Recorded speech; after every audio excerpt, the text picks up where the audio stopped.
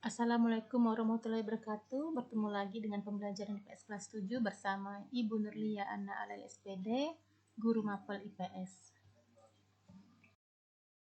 Materi yang akan kita bahas kali ini adalah tentang kondisi alam Indonesia. Keadaan alam Indonesia. Keadaan alam Indonesia terbagi dalam dua bagian, yaitu keadaan fisik yang terbagi atas keadaan iklim dan keadaan bentuk permukaan bumi, serta yang kedua yaitu keadaan flora dan fauna. Keadaan iklim di Indonesia. Terdapat 3 jenis iklim yang mempengaruhi iklim di Indonesia, yaitu iklim musim atau iklim monsun. Iklim jenis ini sangat dipengaruhi oleh angin musim yang berubah-ubah setiap periode tertentu. Biasanya, satu periode perubahan angin monsun adalah sekitar 6 bulan. Iklim ini terdiri atas 2 jenis, yaitu angin monsun barat yang bertiup sekitar bulan Oktober hingga April yang basah, sehingga wilayah Indonesia mengalami musim hujan atau penghujan. Yang kedua, angin monsun timur, bertiup sekitar bulan April hingga Oktober yang sifatnya kering, sehingga wilayah Indonesia mengalami musim kering atau kemarau. Yang kedua, iklim tropis atau iklim panas. Wilayah yang berada di sekitar garis khatulistiwa akan mengalami iklim tropis yang bersifat panas dan hanya memiliki 2 musim, yaitu musim kemarau dan musim hujan. Yang ketiga, iklim laut. Indonesia merupakan negara kepulauan yang memiliki banyak wilayah laut. Oleh karena itu, penguapan air laut menjadi udara yang lembab dan curah hujan yang tinggi. Iklim di dunia termasuk Indonesia cenderung berubah dari masa lalu dibandingkan sekarang. Perubahan iklim terjadi karena iklim memiliki unsur-unsur yang saling berinteraksi, seperti suhu, tekanan udara, kecepatan angin, dan kelembapan. Unsur tersebut termasuk unsur cuaca yang saling berinteraksi satu sama lain di atmosfer dan menyebabkan perubahan iklim. Letak geografis Indonesia juga mempengaruhi pola angin yang membawa perubahan musim. Angin yang sangat berperan dalam perubahan musim di Indonesia adalah angin monsun. Angin jenis ini berganti arah setiap setengah tahun. Angin monsun terjadi karena adanya perbedaan pemanasan matahari di belahan bumi utara dan selatan.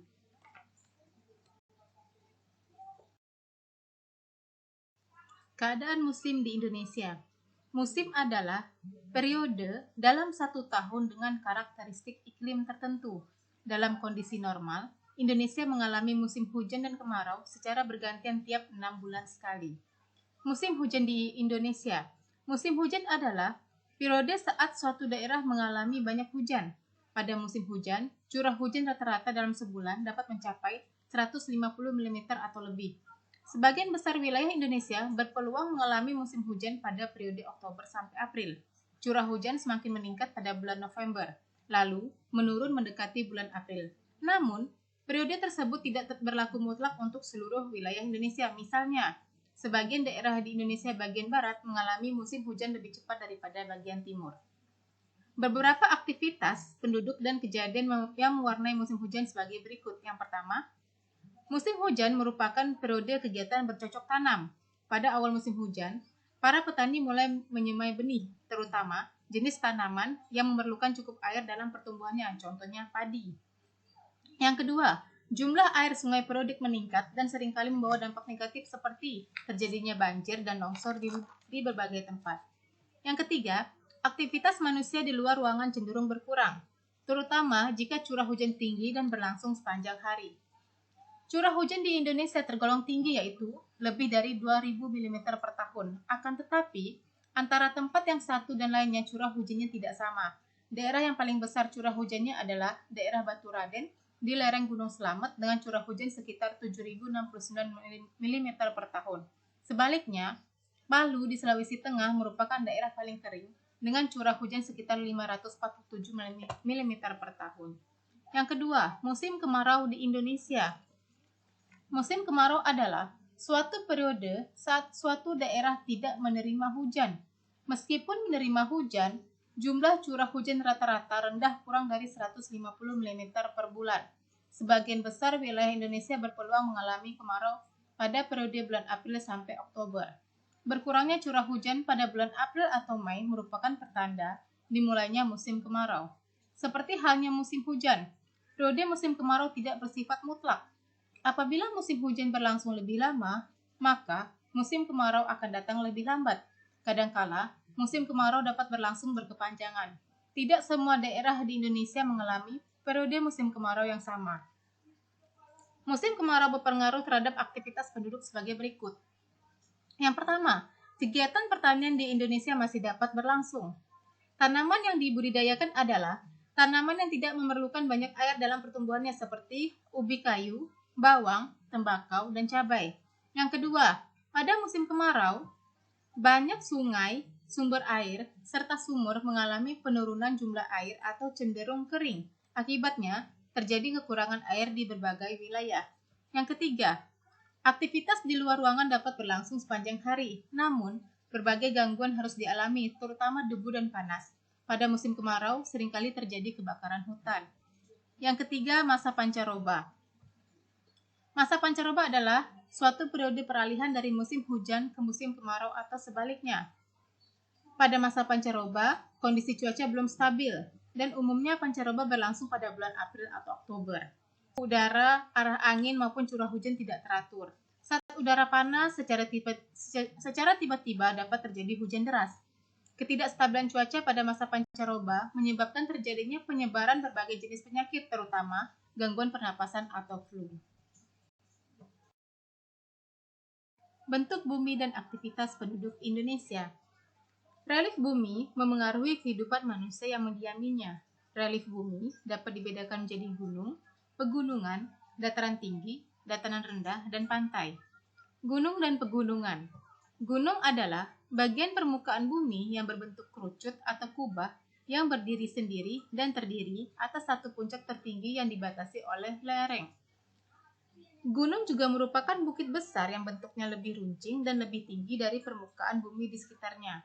Gunung terbentuk oleh adanya gerakan magma atau ekstrusi magma dalam bumi dari kantong atau dapur magma sampai lapisan permukaan bumi. Ekstrusi magma inilah yang melahirkan gunung api. Gunung api biasanya masih aktif, artinya gunung tersebut suatu waktu dapat mengalami letusan. Contoh gunung api di Indonesia yang ada di daratan antara lain Gunung Slamet di Jawa Tengah dan Gunung Merapi di Yogyakarta. Sedangkan gunung api yang berada di laut, misalnya Gunung Krakatau di Selat Sunda. Selain gunung api yang masih aktif, juga terdapat gunung yang tidak aktif atau ada yang menyebut gunung tidur. Artinya, gunung tersebut sudah tidak mengeluarkan lagi material vulkan, baik padat maupun cair. Contoh gunung yang tidak aktif adalah Gunung Ciremai di Jawa Barat, Gunung Lawu di Jawa Tengah, dan Gunung Salak di Bogor. Sedangkan pegunungan adalah gugusan yang terdiri atas beberapa gunung yang panjangnya dapat mencapai ribuan kilometer, serta membutuhkan waktu jutaan tahun untuk terbentuknya. Secara geologis, Indonesia merupakan daerah pertemuan lempeng dan pertemuan dua jalur pegunungan muda, sehingga merupakan daerah vulkanisme yang aktif. Ada kedua deretan pegunungan sirkum, yaitu Sirkum Pasifik dan Sirkum Mediterania. Yang kedua, dataran tinggi. Dataran tinggi yaitu suatu daerah yang berbentuk datar di permukaan bumi yang mempunyai ketinggian lebih dari 500 meter di atas permukaan laut. Dataran tinggi biasanya memiliki suhu udara yang sejuk dengan tanah subur, sehingga cocok digunakan untuk pengembangan daerah pertanian. Tidak semua dataran tinggi di atasnya sempit, namun terdapat pula dataran tinggi yang puncaknya datar dan cukup luas atau disebut plato. Yang ketiga, dataran rendah. Dataran rendah merupakan daerah datar yang memiliki ketinggian hampir sama. Di Indonesia, daerah dataran rendah merupakan daerah yang penuh kedinamisan dan kegiatan penduduk yang sangat beragam. Daerah dataran rendah cocok dijadikan wilayah pertanian, perkebunan, peternakan, kegiatan industri, dan sentra-sentra bisnis. Yang keempat, daerah pantai. Daerah pantai adalah batas antara wilayah daratan dan lautan. Pantai termasuk dataran rendah. Penduduk daerah pantai mempunyai karakteristik yang disesuaikan keadaan daerahnya. Kegiatan manusia yang tinggal di daerah pantai erat kaitannya dengan kegiatan perikanan atau kelautan seperti usaha-usaha nelayan dalam menangkap ikan, pembuatan tambak-tambak untuk budidaya ikan dan udang di daerah Payau, pembuatan tambak-tambak untuk menghasilkan garam, budidaya mutiara dan rumput laut. Dalam bidang pertanian dilakukan budidaya perkebunan kelapa dan pengolahan sawah pasang surut. Beberapa wilayah pantai telah difungsikan sebagai objek wisata sehingga membuka peluang pengembangan sektor perdagangan dan jasa. Persebaran flora dan fauna di Indonesia. Flora atau disebut dengan dunia tumbuhan merupakan keseluruhan jenis tumbuhan yang hidup di suatu habitat, daerah, atau strata geologi tertentu. Sementara itu, fauna atau disebut dengan dunia hewan merupakan hewan yang hidup di suatu habitat, daerah, atau strata geologi tertentu. Jadi yang perlu diingat, flora adalah tumbuhan dan fauna adalah hewan. Berdasarkan letak dan luasnya, membuat Indonesia mempunyai karakteristik yang sangat unik dan beragam. Keberagaman ini bisa kita lihat pada banyaknya jenis flora dan fauna yang terdapat di Indonesia. Adapun faktor-faktor yang berpengaruh terhadap keberagaman flora dan fauna di Indonesia ada sebagai berikut. Yang pertama, faktor iklim. Iklim memberikan pengaruh penting bagi persebaran flora. Unsur iklim tersebut meliputi suhu, kelembapan udara, curah hujan, serta angin. Pengaruh iklim bersifat vertikal dan horizontal. Secara vertikal, adanya perbedaan ketinggian tempat, sedangkan secara horizontal dipengaruhi letak lintang. Yang kedua, relief daratan. Relief daratan adalah keadaan tinggi rendahnya permukaan tanah dari permukaan laut. Perbedaan ketinggian mengakibatkan terjadinya variasi suhu udara. Variasi suhu mempengaruhi variasi jenis tumbuhan. Jenis tumbuhan di dataran tinggi dan dataran rendah berbeda satu sama lain sebab tiap tumbuhan memerlukan suhu tertentu untuk dapat hidup. Yang ketiga, keadaan tanah. Perbedaan jenis atau tipe tanah seperti lempeng, pasir aluvial, serta jumlah kandungan zat mineral memengaruhi jenis tumbuhan yang dapat hidup di atasnya. Misalnya, tanah berhumus di daerah tropis menjamin hidupnya berbagai jenis tumbuhan, sedangkan di daerah gurun atau salju hanya tumbuhan tertentu yang dapat hidup. Yang keempat, peranan makhluk hidup atau biotik. Makhluk hidup meliputi tumbuhan, hewan, dan manusia. Persebaran flora melalui hewan dapat terjadi melalui proses daur makanan secara tidak langsung atau berpindahnya jenis hewan tertentu. Peranan manusia antara lain melalui kegiatan migrasi, penelitian, atau pengembangbiakan.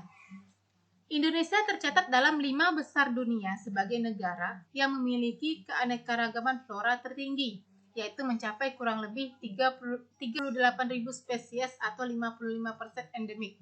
Urutan pertama dalam kekayaan jenis palem, serta 400 spesies lebih yang merupakan jenis pohon yang bernilai ekonomis, yaitu Dipterocarpaceae. Tidak hanya flora, namun fauna Indonesia juga sangat beragam dan bervariasi. Berdasarkan data Departemen Kehutanan dan Perkebunan tahun 1999, jumlah spesies hewan di Indonesia mencapai 2.219 spesies, yang terdiri atas 515 mamalia, 60 reptil, 1.519 burung, dan 121 kupu-kupu. Flora dan fauna di Indonesia meskipun sangat banyak bisa dikelompokkan menjadi 3, yaitu jenis Asiatis, Peralihan, dan Australis. Pembagian ini didasarkan pada penelitian yang telah dilakukan oleh Walesia dan Weber. Persebaran flora di Indonesia. Indonesia memiliki beraneka ragam jenis tumbuhan. Iklim memiliki pengaruh yang sangat besar, terutama curah hujan dan suhu udara. Pengaruh suhu udara terhadap habitat tumbuhan di Indonesia telah dikenal dengan klasifikasi Junghun ahli botani Jerman, yang membagi jenis tumbuhan berdasarkan ketinggian tempat. Jenis-jenis flora di Indonesia dapat dibedakan sebagai berikut. Yang pertama, hutan hujan tropis. Hutan hujan tropis merupakan hutan rimba yang memiliki hutan lebat. Jenis hutan ini banyak terdapat di daerah tropis atau daerah yang mengalami hujan sepanjang tahun. Hutan ini sering disebut hutan heterogen karena tumbuhannya terdiri atas berjenis-jenis pohon. Ciri hutan hujan tropis diantaranya pohon-pohonnya besar, tinggi, dan rapat, berdaun lebar dan menghijau sepanjang tahun. Keadaan di dalam hutan gelap dan lembab karena sinar matahari tidak dapat menembus rimbunnya daun-daun pepohonan. Banyak tumbuhan menjalar, seperti rotan dan berbagai jenis anggrek. Jenis hutan ini banyak terdapat di Pulau Sumatera, Kalimantan, dan Papua. Yang kedua, hutan musim. Hutan ini disebut hutan homogen karena tumbuhannya hanya satu jenis.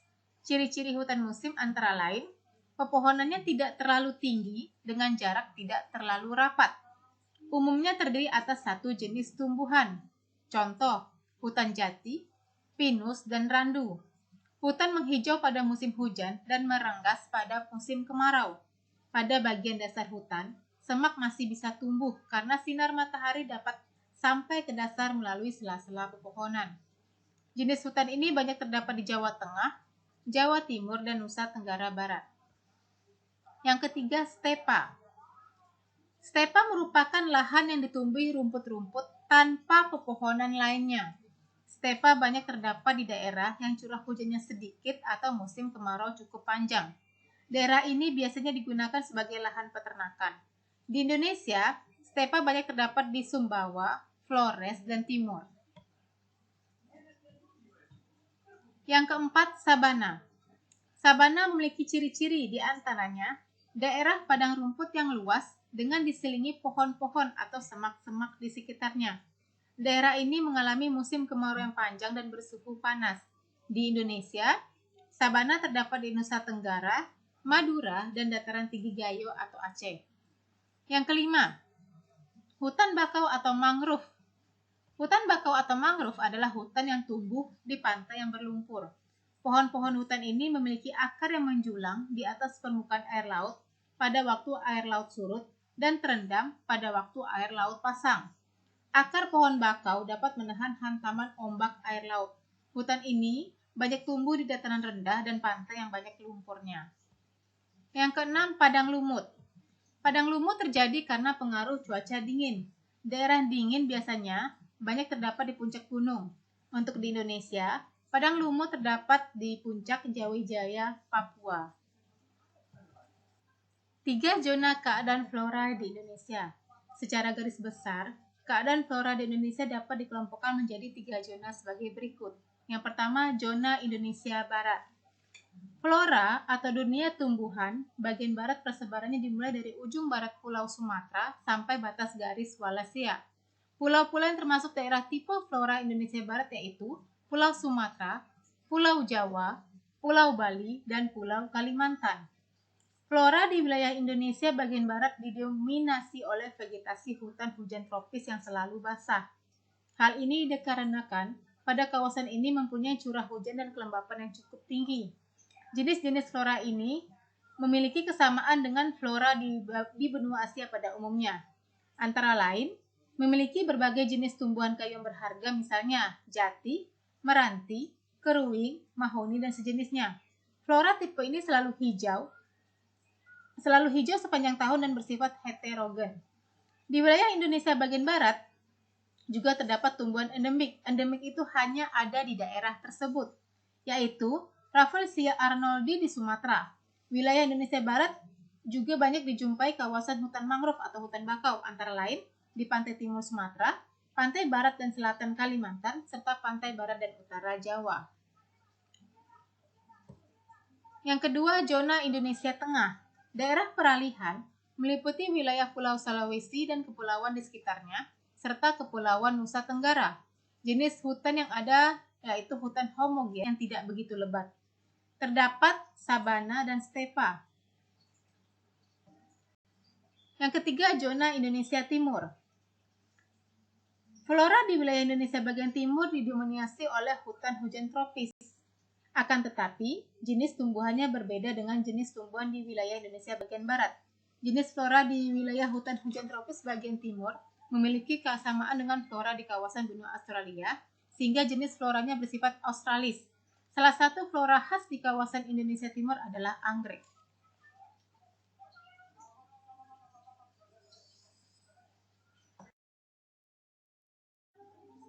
Persebaran fauna di Indonesia. Dunia hewan atau fauna di Indonesia secara geografis terbagi menjadi 2 wilayah utama dan 1 wilayah peralihan. Wilayah-wilayah tersebut adalah wilayah Asiatis, Australis, dan peralihan. Yang pertama, fauna tipe Indonesia Barat atau Asiatis. Persebarannya meliputi wilayah Sumatera, Jawa, Bali, Kalimantan, hingga Selat Makassar dan Selat Lombok. Terdapat banyak binatang menyusui dengan ciri jenis hewan besar. Yang kedua, fauna tipe Indonesia Timur atau Australis. Terdapat di Pulau Papua, Kepulauan Aru, dan beberapa pulau kecil di sekitarnya. Ciri-ciri ini adalah antara lain memiliki jenis mamalia berukuran kecil, hanya memiliki satu jenis kera. Terdapat jenis hewan berkantong, banyak terdapat jenis burung berbulu indah, tetapi sedikit jenis ikan air tawar. Yang ketiga, fauna tipe Indonesia Tengah atau peralihan. Terdapat di Pulau Sulawesi, Maluku, Nusa Tenggara, dan beberapa pulau sekitarnya. Perbedaan karakteristik fauna antara Indonesia bagian barat dan tengah dibatasi dengan garis hayal yang dikenal dengan garis Wallace. Pelestarian flora dan fauna. Beragamnya jenis flora dan fauna di Indonesia memerlukan perhatian serta kepedulian kita dan pemerintah untuk dapat melestarikannya. Kelestarian itu penting agar generasi berikutnya bisa menikmati potensi alam kita. Oleh karena itu, pemerintah berupaya melakukan upaya-upaya sebagai berikut. Yang pertama, pelestarian flora di Indonesia dilakukan dengan cara membuat cagar alam di daerah-daerah tertentu. Cagar alam adalah kawasan hutan yang dilindungi untuk mempertahankan atau melestarikan jenis flora tertentu agar dapat berkembang biak secara alami. Yang kedua, pelestarian fauna di Indonesia dilakukan dengan cara membuat suaka margasatwa di daerah tertentu. Suaka margasatwa adalah wilayah alam yang dilindungi dan digunakan untuk melindungi fauna. Contoh-contoh cagar alam dan suaka margasatwa yang ada di Indonesia sebagai berikut. Cagar alam di Kalimantan Timur untuk perlindungan berbagai jenis anggrek. Cagar alam di Sumatera untuk perlindungan bunga terbesar di dunia seperti bunga Rafflesia arnoldi dan bunga bangkai merupakan bunga tertinggi di dunia. Yang ketiga, suaka margasatwa Baluran atau Jawa Timur untuk perlindungan jenis kerbau liar dan banteng. Suaka margasatwa Panunjang Pangandaran, Jawa Barat untuk perlindungan hewan-hewan seperti rusa, babi hutan dan banteng.